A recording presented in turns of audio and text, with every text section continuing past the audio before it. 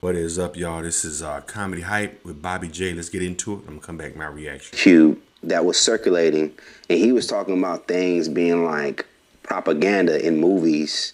From that insight, do you kind of also have you seen that can kind of lend that to be true? I The agree. type of movies they push, you being in maybe were you ever like proposition to do a certain movie that was gonna push a certain agenda, or how hip to the game have you been about that side of it with programming? I won't say any titles, but there was a film that I was offered at one point That's where Bobby they J. wanted me to portray some things that I just wasn't, I wasn't cool with, and the film itself. I was great. It was a great film. Won some awards. It was a big film, and it was a great film. But for me and what I stand for, what I believe in, it just wasn't. I wasn't willing to portray what they wanted me to portray for that film. Is this as a kid? Is this as a kid they asking you to do this stuff? I was a teenager. I was a teenager. This was after like a lot of my, this was once my career was reaching a certain height, and they asked me to, do a certain role, and I was like, there's another role in the film that y'all would like me to play that doesn't require that. I'd be more than willing to do it, even if it's a small role, because this is a good film, and I knew it was a good film just from reading the script. Like, it's gonna be a big film. It's gonna be a good film. I'm just not willing to play that particular role. You know what I'm saying? And I stand by that decision to this day. Like, despite the movie being a big film that ended up winning awards and stuff like that, I still stand by my decision You got because standards. it's just, like I said, I have principles. That's all. It's just Principles, for me personally. Now that I think that says a lot, because you said this was kind of after you got a lot of big momentum going. So in researching you, there were times I know kind of in towards high school things were slowing down for you. So I can imagine that you might have been like really needing a role. Yeah. Yeah. At this time in my life, this was one of the times I'm like, damn, like, nigga can use this paper. I can really use this money. You know what I mean? Like, I'm holding on to what I've been holding on to, trust funds, and I'm running through this, that, and the third. Like, I'm like a nigga could really, excuse me, I don't mean to keep using profanity, but I really could use, this payday at the moment. You know what I'm saying? But like I said, it was his principles. Like I said, I went and ran it by a few respected men and my big brothers, and you know what I'm saying, my father, because he was living at the time. Oh, You know what I mean? I spoke to him. I'm like, I just don't. I'm like, am I tripping? Like, I know, you know what I mean? Y'all my family, y'all my loved ones, so y'all know my situation. Y'all know I could use this bag. You know what I'm saying? But I'm like, am I tripping for turning this down because of this? And like, nah, that's just. How much the offer was for? Do you remember how much the offer was for? It was like a nice little six figures, nice little 6 figure joint. Okay. But it was over a quarter, a little less than 500. It was a nice little, you know what I mean? 1,000, right? Huh? 1,000. Yeah. It was a nice little, like I said, it was a nice payday. It was definitely a nice life, a life. Not I won't say life changing, because I wouldn't say it would have changed life, but it was a nice restarting, a life restarting payday that could have put me like back on my feet before I actually got back on my feet later on down the line. Right. Now, But at the same time, I feel like, I don't mean to cut you off, but I feel like if I do take that role, some of the opportunities that I have now, like things like what I do on Wildin' Out, it wouldn't you have on wild now? been, or that role would have been the butt of a lot of jokes. I understand. You know what I'm saying? So it's like it makes sense. Like when the path, when like one thing about it, like that's one thing about faith, bro. Like when you got faith in Hit the thumbs up button. I wonder what role he's talking about. What movie? I wonder what movie it was.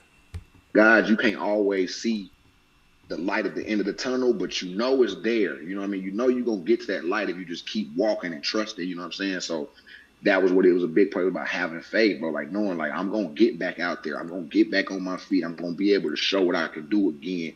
This just ain't gonna be the platform that I do it on. That just ain't for me. My mom used to always say, "What God got for you is for you. That wasn't for me." You fast forward 5, 6 years after I turned that deal down, and you get wilding out, and I've made my mark on such a historical, monumental show to our culture. Wilding Out's going to be one of them shows 20, 30 years from now. I'll be able to show my son, like, yeah, son, this is what I was doing when you was a baby. Yeah, this was back then. You know what I mean? Like, this is like, it's going to be a big part of our culture, and a lot of people grew up on it. A lot of people are growing up on it now. Like, I grew up on Wilding Out, so to be a part of it is mind-blowing. You know what I'm saying? Like, but like I said, maybe that opportunity doesn't come knocking if I take that opportunity because they don't align. Right.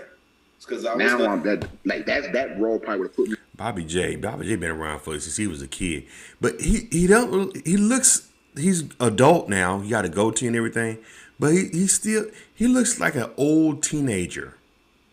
How old is Bobby J now? Being a whole different. I'm Damson Idris, and I'm over here in this box with these people. Not saying anything, but I'm when you get to winning them awards and them Oscars and what I look like on the Wildin' Out stage. But this Wildin' Out is what I love. I love doing that. Like, that is something I truly and genuinely love to do. So it's like, I don't think, like, I have a love for acting, but that's work. Wildin' Out ain't work for real. I'm getting paid to have fun with people I respect and love. And you know what I mean? It's like getting paid to go to a family reunion every day. Now, I'm going to respect the fact that we're not going to name the movie. But as a man to another man, I assume it had to do with a homosexual gay role. I assume that. Yeah. I'll be honest and say that. Yes, absolutely. Yeah. And like I said, this don't make no mistake. I have nothing but the utmost love and respect for the LGBT community.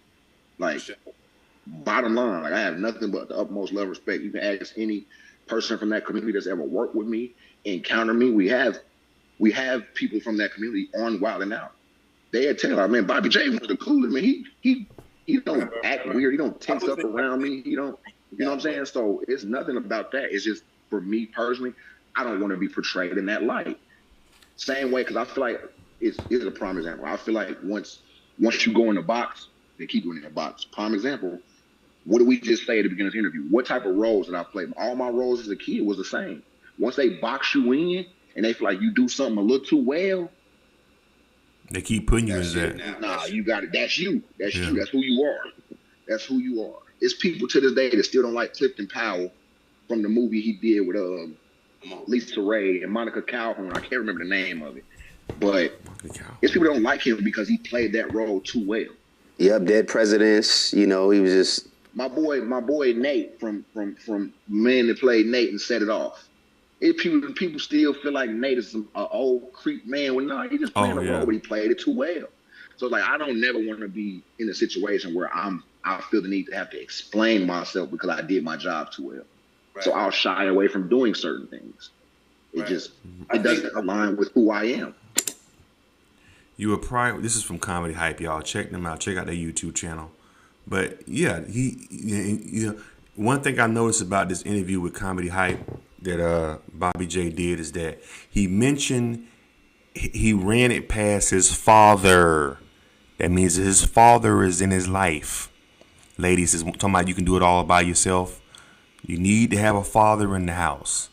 He ran it past his father. Now, had he not had a father in the home, he probably would have did this role that where he was, uncomfortable playing as a gay man, but he ran it past his father. That's why it's important to have your father in your life, because you can roll stuff past your father. When you have a father in your life, you make better decisions. You see, he decided to turn this role down. And one thing that's important when you have a father in the home, you have dignity. Not saying that people who don't have their father in their life don't have dignity, but you tend to have a little bit more of a dignity position about you, where you're not going to just accept anything for money. When you don't have guidance of a male, sometimes when you are a male, you tend to just take whatever. Oh, they're paying me $350,000. Okay, well, I take it. Even though I'm uncomfortable doing this role, I don't feel right doing it. I'm going to go ahead. I need that money. But being that he had a father to kind of talk to and bounce stuff off of, hey man, do you really need this? I know you feel like you're struggling right now, son, but don't do this, bro. You know what I'm saying? Like, if you don't feel right doing it, don't do it. Don't look at the money aspect because you're gonna feel shitty doing it. And he was able to talk to his dad and probably made the decision not to go ahead and go along with this role. What I don't get is this. Why they always trying to get us black males, straight black males, to play gay roles? All you in LA, all these gay black actors run around here that are actually gay, that could play, that need the work and can use that 350K, that are already actors and that are already gay. Why not just hire a gay person to play a gay person? Why they love, especially with us, they love getting straight black men to play gay roles. I don't know what it is with them in that. There's some type of fetish with them with that. You know, these white folks in Hollywood, they I don't know whether they get some kind of thrill off of that to see, I bet I can make this straight guy be gay for 350. I'm thinking that's probably what it is. It's got to be what it is for them to want to keep pushing it on us. When you have thousands, you in LA, you have thousands of gay black men out here that can play that role. Why are you going to push that on a straight man? And I agree with what he was saying, the dude was saying from Comedy Hype, about what Ice Cube is saying. Entertainment is not just entertainment anymore. They want you to think a certain way. And the way you think a certain way is if they keep putting it in movies over and over and over, stuff to be watched hours. They know that we on these phones hours on end. They know that we watch TV hours on end. So let's just slip in something that we want people to get used to, and we'll keep putting it in the music videos over and over again. We'll keep putting it in the TV shows over and over again. We'll keep putting it in the movies over and over again. You know what I'm saying? You notice how damn near every movie and TV show now that comes out has a LGBTQ character. You know, which is nothing wrong with that, but it seems like every movie has to have it. Every TV show has to have it. Another thing I've noticed too, they always been having lately, I've been seeing, you know, and, you know, thumbs up button, guys, give me a thumbs up button. And let me just say this before I say what I'm getting ready to say. I have no problem with interracial dating at all. I don't mind if an Asian man marries a Mexican woman. Matter of fact, I think people should race mix more. But for some reason in TV shows and movies, though, it's always a black woman with a white man, with a white love interest, with a white male. You didn't see that 5-6 years ago. You know, if you're gonna do mixed race mixing in movies, do something different. Like I just said, do an Asian woman with a Mexican husband. Do a Mexican woman with a Nigerian boyfriend, or do a Nigerian woman with a Persian man. Like mix it up. It's always, if you're gonna do racial dating, do it all across the board. But they always have a black woman with a white male. TV show, black woman, white male. Movie, TV, black woman, white male. Black woman, white male. Black woman, or either a black man with a white woman. But you start not to see that too much. You're starting to see more black women with black men. And I think that's to push an agenda as well. That's what I think. You know, it's to get women used. It's to get our women used to the ideal of, hey, maybe it ain't so bad being with a white guy. See, we're good guys. We don't just, you know what I'm saying? You can be with us. And then eventually all our sisters start wanting them. And then we left down in the cold. And guess what? They can just cut us completely out of America. That's what I think. I agree with Ice Cube. It's to push certain agendas, certain subliminal messages to the public. That's what I think, you know. So yeah, Bobb'e J, good for him. I like Bobb'e J. His dad and his mom, whoever his parents are, he said his dad passed away. They raised him right. Don't just jump at the payday. And he said he needed that money too. They was gonna pay him $350,000 for this small role, $350K. You know, but then you think about it. After taxes, after your agent and your manager get their half, how much money would have Bobb'e J really took home? Maybe $100,000. You know what I'm saying? Which is still a lot of money, but still, you see how quick that $350K after taxes and your agent and your manager begins to get chomped down. You know what I'm saying? So that 350K probably was only about 50K, 100K. And when he probably thought about it, and then my dignity, I pass. Good job, Bobb'e J. So what y'all think about this video? Check out Comedy Hype. Check out Charles on His World. And hit that thumbs up button. Subscribe to the channel.